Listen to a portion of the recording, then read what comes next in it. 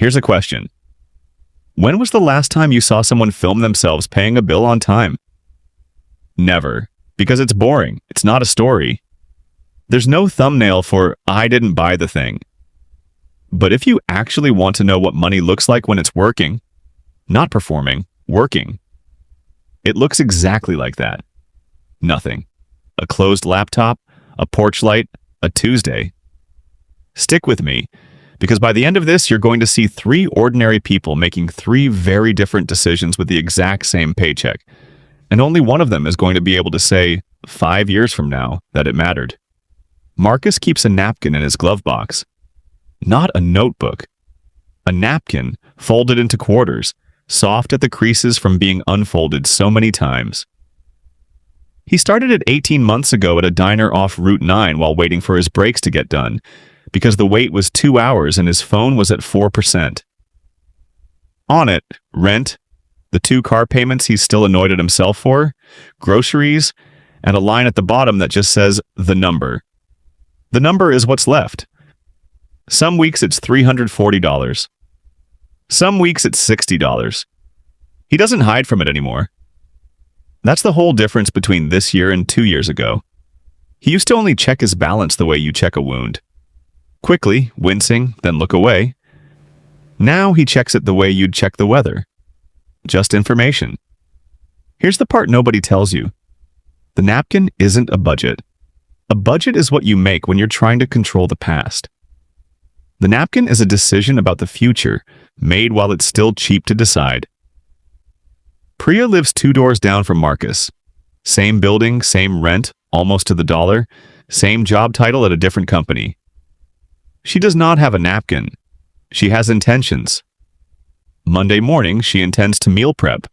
By Tuesday night, she's ordering pad thai because Monday's intentions evaporated somewhere around 6 p.m.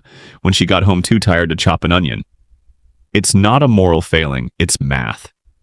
A decision made at the end of a 10-hour day costs more than the same decision made on a quiet Sunday, every single time. Not because the food is different, but because you're not. Marcus watched her order takeout 4 nights running once and didn't say anything, because 2 years ago, that was him. He remembers the specific feeling of an overdraft notice landing on a Thursday for being $9 short on something he hadn't looked at in a week.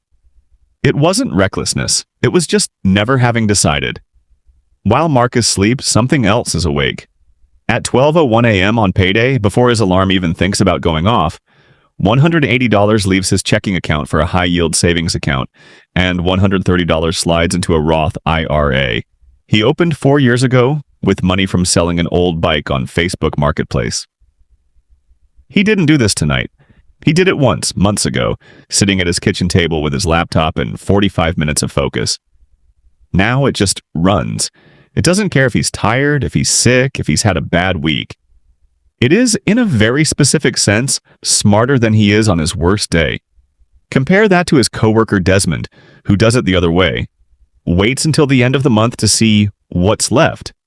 Desmond just signed a lease on a truck with a payment that made Marcus's eyebrows go up in the break room. Desmond talks about saving whatever's left, the way people talk about New Year's resolutions. Sincerely and never. Here's the uncomfortable truth about leftover money. It doesn't exist. Something always shows up to spend it first. A birthday, a flat tire, a Thursday that turns into a bar tab nobody planned. Leftover is a myth for people who haven't built a system that moves first. Marcus needed new work boots. Standing in the aisle, there were 2 options. A $40 pair that looked identical under store lighting, and the $210 pair he'd bought 2 years earlier that had just finally worn through the sole. Not fallen apart, worn out, which is a different thing entirely. He almost bought the cheap ones. Everyone does once. Then he did the math he's learned to do automatically now. The $40 pair, replaced twice a year, cost more over 3 years than the pair that just keeps going. Nobody tells you that at the register. You have to feel it standing there, holding both in your hands. His cousin Talia had posted that same week holding a designer bag she'd saved 4 months for. He didn't judge her for it. Wanting things isn't the crime everyone online pretends it is. He just noticed that he didn't feel the old pull anymore, the one that used to send him home to torture himself in his own banking app. He'd started asking a different question. Not can I afford this, he almost always could. But what does this actually give me? The boots gave him 6 dry months. The bag gives a great photo and a feeling that fades by the following Tuesday. That's not nothing, it's just not the same thing. Then the raise happened. $180 a month, effective the next pay period. His manager slid the paper across the desk almost apologetically, like it wasn't much. It wasn't. That's exactly why what happened next mattered. Marcus had already decided what to do with it. Decided in the boot aisle, actually, before he even knew the number. He split it before it could become anything else. $35 into something purely enjoyable, a standing Friday dinner with friends that he refused to feel guilty about. The rest straight into the Roth, stacked on top of what was already moving automatically. 2 years ago, a raise like that would have become a bigger apartment within the month. He'd have told himself he deserved the extra room. Instead, he renewed the same lease, same square footage, same neighborhood. His friend Odalis, around the same time, mentioned she'd put an offer on a place with a name-brand school district and a yard nothing fancy, except the comps on her street were now pushing $1.1 million. Marcus didn't feel behind. He just noticed that everyone seems to be pricing their life against something they saw once in passing that had nothing to do with them. At the gym, there's a guy named Reggie who always wants to talk tickers. Some biotech play he found on a forum at 1 a.m., a meme stock he was up $900 on by Tuesday, and down $1,600 on by Friday. He tells it like weather, like it just happens to a person, no fingerprints on it. Marcus doesn't say much. He's thinking about the freelance graphic design gig he picked up from someone's cousin's coworker. 1 flat fee, no title, no LinkedIn post about it. Just a second small wire into the same account, existing independently of whether his main job has a good year or a bad one. His retirement account isn't exciting. It's the same boring index fund it's been for 3 years. 500 companies doing what they've done for a century, which is mostly go up, slowly if you leave them alone long enough. Reggie looks a little disappointed when Marcus tells him this, like he's missing something.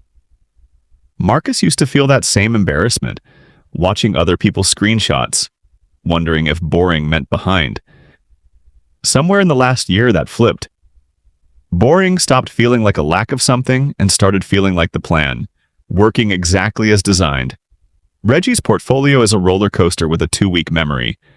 Marcus's is a spreadsheet that barely changes and never needs explaining to anyone, least of all himself. Which brings us to the brick house on Ferncrest. 3 bedrooms, a carport instead of a garage, and a pecan tree that drops half its yield onto the driveway every October. Listed at $265,000. His agent, a blunt woman named Karina who's done this for 15 years, ran the numbers twice. 20% down, sitting quietly in an account that had been filling itself for 3 years without him micromanaging it once. The monthly payment made his stomach drop, even though he already knew the figure. He didn't sleep the night before signing. He ran every bad scenario. A slow freelance month. Something breaking that used to be the landlord's problem and now was his. Around 2 a.m., backing out felt so easy nobody would have blamed him. Renting is calmer, and calm has a value nobody prices correctly. He signed anyway. 2 months later, the market dipped. Nothing catastrophic. Just enough red on every app he checked out of habit and immediately regretted. Reggie texted a screenshot of his own account down worse. 3 exclamation points, no explanation needed. Marcus didn't sell anything. Didn't seriously consider it. The thought crossed his mind for maybe 3 seconds and left. His agent had mentioned once, almost offhand, that some of her clients bought their first rental property in a stretch just like this. 2009, picking up what nobody else wanted while everyone else panicked. Marcus wasn't doing anything that dramatic. He just wasn't doing anything at all. Here's the thing about all of it. The napkin, the midnight transfers, the boots, the split raise, the boring fund, the keys. None of it was a single big decision. Nobody films any of it. There's no thumbnail for "left it alone." It was just 100 small choices made on quiet nights instead of tired ones. Made when nothing was on fire, so that the fires, when they came, had nothing left to burn. You don't need a windfall. You need a Tuesday you're willing to give 10 quiet minutes to, before you're too tired to decide anything at all.